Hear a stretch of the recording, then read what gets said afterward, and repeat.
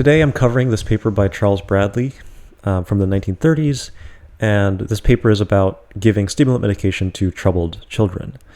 And in summary, they found what we kind of expect to see today, which is that the children had a subdued emotional response, they became more placid, but still without losing interest in the surroundings, and had they experienced a significant academic improvement.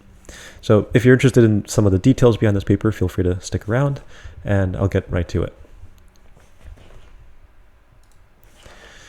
The Behavior of Children Receiving Benzedrine by Charles Bradley. This is a paper published in 1937. Here is our literature review. A number of reports are now available describing its effect upon the mood and other psychological reactions of adults. But so far, no one appears to have studied its effect upon the behavior of children. So we have our one-sentence literature review and gap statement. And its effect here, of course, refers to Benzedrine, which is a stimulant. Since the psychological responses of children to drug therapy of any sort appears to have been a generally neglected subject, and since some of the changes produced by Benzedrine in adults are of a type which might theoretically prove of clinical value, in certain behavior problem children, the present studies were undertaken at the Emma Pendleton Bradley Home. And this is still an active institution. This is a specific home to treat kids that are under roughly 12 years of age or under. An interesting side fact, Emma Pendleton Bradley, she had I think it was encephalitis, but she died relatively young, and her parents, in their will, donated a bunch of money to establish this home, and Charles Bradley is the great niece of those parents. He's the great nephew of George Bradley, who was Emma Pendleton's father. Anyways, to observe the effect of Benzedrine upon the behavior of children, 30 patients already resident in the hospital suffering from a variety of behavior disorders were selected for study. So this is their patient selection.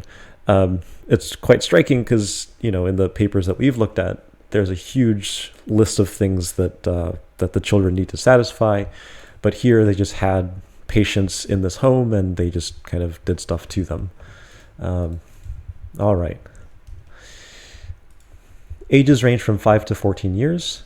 And the behavior disorders included things like secondarily disturbed school behavior, which I believe means that they're easily distracted. Retiring schizoid child. This means like a very shy child. I had to look these up. I don't know what, this is a paper from the 30s and they use different terminology. And also, schizoid at the time was still a medical term. And so first reading this, it felt like they were being very insensitive, but no, it's just a medical term. And then aggressive egocentric epileptic. And that really confused me because I didn't consider epileptics to be particularly egocentric.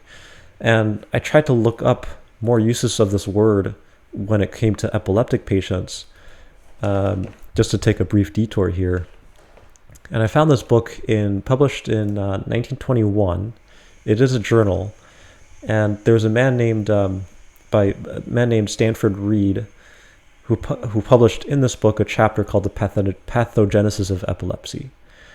And so apparently, with an epileptic patient at the time, they were very irritable. And here in the sentence, they say irascibility, egocentricity, impulsiveness, and a shallow religiosity are also marked in extreme cases that the epileptic patients in our mental hospitals are a constant source of trouble and require great tact and supervision. So I guess at the time, egocentricity was considered to be a common feature of epileptic patients. That's kind of what I gather from reading reading excerpts from this chapter. So that's what they mean there with aggressive egocentric epileptic child. I guess they're kind of troublesome and they need a lot of attention, something like that. Okay, that's their sample. They have 30 children with a wide range of behavior disorders, with a wide range of ages. there was some proportion of boys to girls, and which was like the same as the general proportion of admission into this home. Okay. In addition to routine observation and recording of behavior by ward nurses and teachers, each child was personally observed for a period of 3 weeks by a special psychiatric nurse. So that's their whole process is they're just going to record things that happen, and then there's a specially trained nurse that really takes more detailed notes. The treatment plan, just during the second week of observation, a daily morning dose of benzodrine was administered to each patient upon rising. That's it. And then later, the records of his behavior, I don't know why they say his, because there's also girls, during this week were compared with those of the week prior and the week following. So the behavior of the previous week and the week after the treatment, those are considered to be, they're the control periods. So very simple treatment plan. And all things considered, I mean, this was sufficient for the time and for what they were trying to do, which is just to observe what happens, right?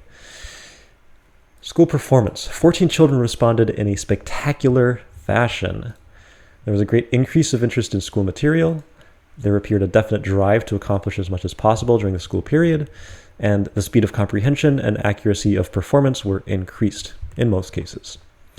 And I believe they mean, when they say the improvement was noted in all school subjects, I believe they mean the 14 children here. It appeared promptly the first day benzodrine was given and disappeared on the first day it was discontinued. So that sounds an awful lot like something we're all familiar with and have experienced. And then there were a remaining 15 children who did not show a striking change. And now 8 of them did show some improvement. 5 others, they showed no change in school performance, but their behavior in other aspects was distinctly altered. And 2 children showed no response to the drug in school or elsewhere. So pretty significant, right?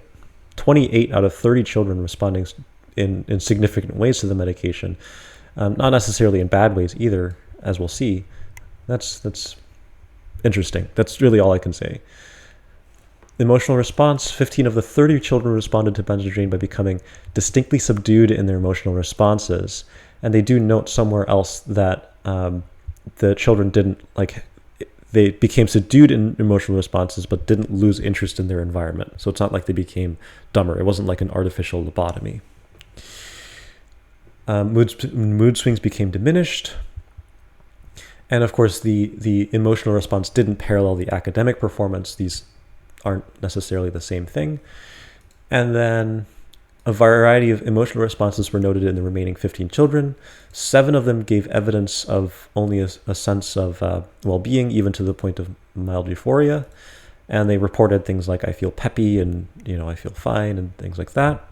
3 other patients were observed to cry much more easily. They were more easily aroused. 2 others were noted to wear worried expressions quite foreign to their usual appearance. And then only 1 child of the entire 30 became more hyperactive, aggressive, and irritable. So they maybe had some other behavior disorder that didn't stem from ADHD. Okay, and then just as before, with the school performance, these changes appeared with the medication on the day of the medication and then just disappeared as soon as the medication stopped. Other psychological changes.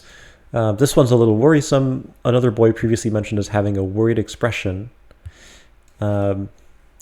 He was afraid to go out for fear he might run away, and was at times fearful of death. Wow, he had not manifested such symptoms before. That could be potentially something like schizophrenia. I'm playing armchair psychologist here. I don't know. But yikes. This is exactly the kind of thing that protocols try to protect children from in modern science. Physiological observations, there wasn't anything serious that changed there. Duration of effect, dosage, pretty straightforward stuff. And then to conclude, this comment is like the discussion or conclusion section of these studies. Possibly the most spectacular change in behavior throughout the use brought about by the use of benzodrine was the remarkably improved school performance of approximately half the children. And of course, there was another 8 or so that saw some improvement in school performance. And this first paragraph is really interesting because they mention, they're very careful to mention that these patients were of good intelligence. They were receiving adequate attention for any personality disorders which might affect their school progress. They were in a specially trained program with a school full of people that know exactly what they're doing. I don't know what that training was, but I assume, it was state of the art at the time. And sympathetic teachers dealt with their pupils either on an individual basis or in very small groups. So they had that attention. They had this world-class care. That's what it sounds like. And then to see a single daily dose of benzodrine produce a greater improvement in school performance than the combined efforts of a capable staff working in a most favorable setting would have been all but demoralizing to the teachers had not the improvement been so gratifying from a practical viewpoint. And I really like this. It's just, there's something else going on. It's not a moral issue. It's not a lack of attention. It's not intelligence. It's something else. And this medication seems to just target it so perfectly. And of course, this is kind of it's like prophetic almost. This is exactly what we would find to be true in future studies. Interestingly, they did carry out more detailed things like a EEG for some of these patients, and they found symptoms of epilepsy, which they call slow waves or seizure waves here. And they make some hypotheses about what EEGs, what these could mean. And, even at the time they knew that there is inhibition in the brain. And so maybe the medication enhances the inhibition and improving ability, the kid's ability to improve,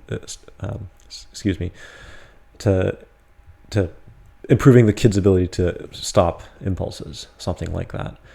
And I don't think that's even known to this day. It's certainly true that there is a lot. It's about 20% of the cortex, the mammalian cortex, consists of inhibitory neurons, and they do play important roles in shaping excitatory responses, and therefore probably plays an important role in more complicated brain function. But I don't think we quite understand inhibition and at the level of like individual neurons and ADHD. Okay, and we're getting close to the end here. From preliminary results, from preliminary observations of the 30 children in this series, there seems to be very little apparent relationship between a child's response to benzodrine and the conventional clinical characteristics of age, sex, past history, physical condition, reaction type, intelligence, and special mental abilities or disabilities. So this is, as I mentioned, this became a strength of the study. They had a huge range of characteristics in these different children, different abilities, different strengths, weaknesses, different ages, different genders, and a lot of them appear to respond in a very similar way. So again, interesting. And then credits where credit's due. Charles Bradley is careful to mention that it seems wise to await more complete knowledge of the action of benzodrine before recommending its clinical use in behavior problem children. And that's the end of it. The summary is basically an abstract, but in further studies on stimulant medication, it continued throughout the 30s, 40s, and 50s. But it actually wasn't until 1963 that a properly controlled double-blind study for stimulant medication was published. And I might do that in a future video, but there you go. So I keep saying interesting because this is something that I've experienced when doing research. When I did my neuroscience postdoc, I found that in neuroscience, there's still a lot that's unknown despite all the progress we've made. And when we look at studies, even if it's a very well-controlled, precise study that has compelling results, we don't necessarily know, right? It's only evidence. It's not proof.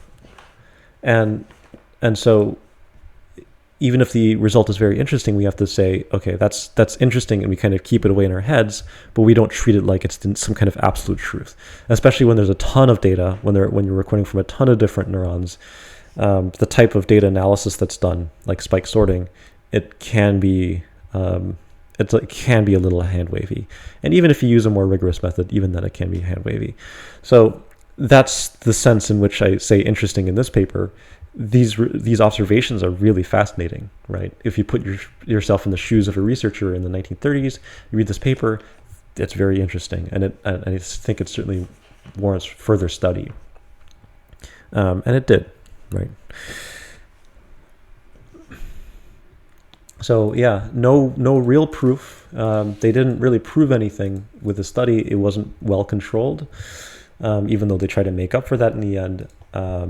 There's nothing that's like absolute from this paper. At the same time, that observation where they noted that the medication did better than anything else they had tried, I really like that, and that's this kind of like, looking back, it's like that's such a good observation, and I'm glad that this paper spurred more research on the topic of stimulant medication. All right, so we'll leave it at that. Thank you for watching, and I'll see you soon.